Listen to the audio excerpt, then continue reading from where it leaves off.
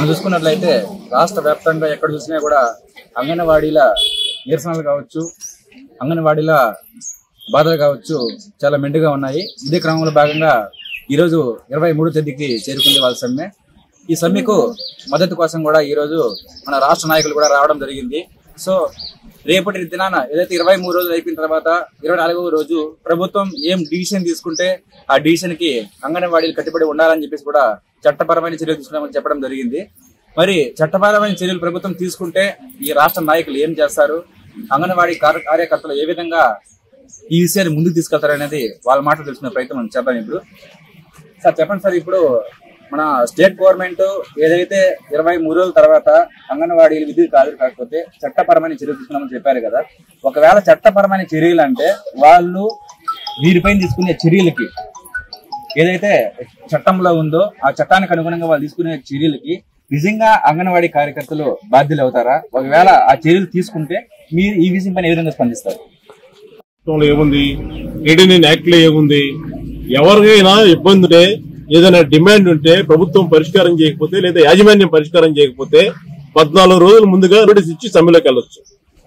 14 రోజుల ముందు నోటీస్ ఇచ్చి 15వ తారీఖు తర్వాత నుంచి జరిగేటువంటి సమ్మె ఏదైనా చట్టసమ్మతమైన సమ్మె అని సుప్రీంకోర్టు అనేక జడ్జిమెంట్ లో చెప్పింది. చట్టమే ఆ మాట చెప్తా ఉంది.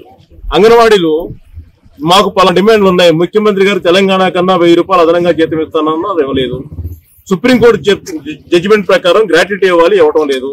సుప్రీంకోర్టే చెప్పినటువంటి కమిటీ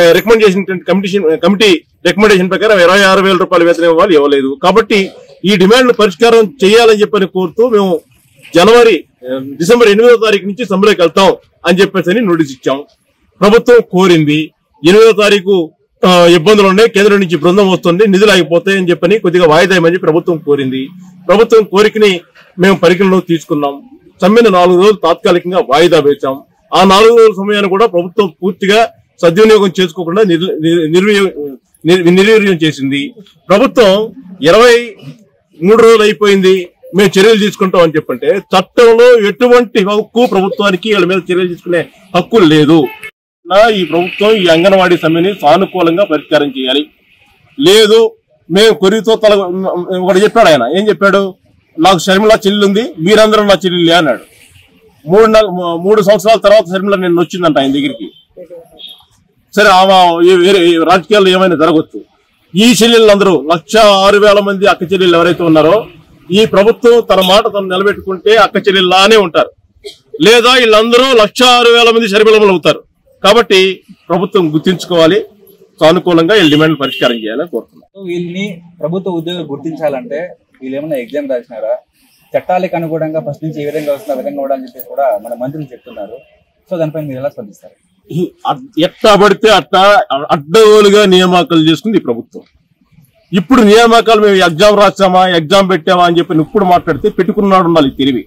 పెట్టుకున్నాడు తెలియలేకుండా ఇప్పుడు మేము అట్టా పెట్టలేదు ఇట్లా పెట్టలేదు అని చెప్పని వీళ్ళకేమి చదువుకోలేదు, ఎగ్జామ్ పెట్టలేదు అని చెప్పండి ఇప్పుడు అట్లాంటివన్నీ కుదరవు. వన్స్ ఒకసారి డిపార్ట్మెంట్ లో రిక్రూట్ అయిన తర్వాత ఏ పేరుతో రిక్రూట్ అయినా వాళ్ళు సర్వీస్ కండిషన్స్ అన్ని అమలు అవుతాయి. సుప్రీంకోర్టు కూడా గ్రాట్యుటీ సందర్భంగా ఏం చెప్పింది, వీళ్ళంతా ఐసిడిఎస్ కేంద్రం డిజైన్ చేసినటువంటి ఐసిడిఎస్ ప్రాజెక్ట్ లో పనిచేసే వాళ్ళందరూ ఉద్యోగులుగా గుర్తించాలి, వీళ్ళందరికీ గ్రాట్యుటీ ఇవ్వాలని చెప్పింది. ఆ మాత్రం తెలియలేదా ప్రభుత్వానికి?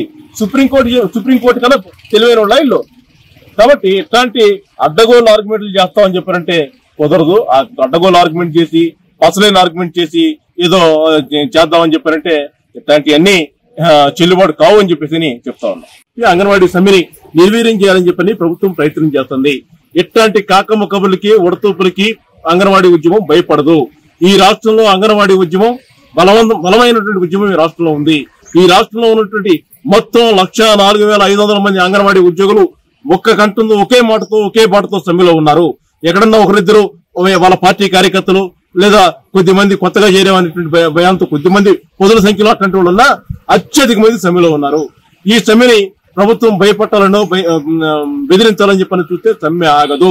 సమ్మె ఒకే సందర్భంలో అవుతుంది. ఎప్పుడు అవుతుందని చెప్పారంటే ప్రభుత్వం ఇచ్చినటువంటి హామీ ప్రకారం తెలంగాణ కన్నా 1000 రూపాయలు అదనంగా మేము జీతం ఇస్తామని చెప్పని ప్రకటన చేసినటువంటి మరుసటి గంటలో సమ్మె విరమిస్తాం. అంతర్దాకా సమ్మె కొనసాగుతుంది. సమ్మె విరమించే ప్రసక్తే లేదు అని చెప్పేసి ఈలోగా ఎన్ని బెదిరింపులు వచ్చినా తట్టుకుని నిలబడతారు అంగన్వాడీలు. అంగన్వాడీలు ఇట్లాంటి బెదిరింపులు అనేకం గత 30 సంవత్సరాల కాలంలో చూస్తున్నారు.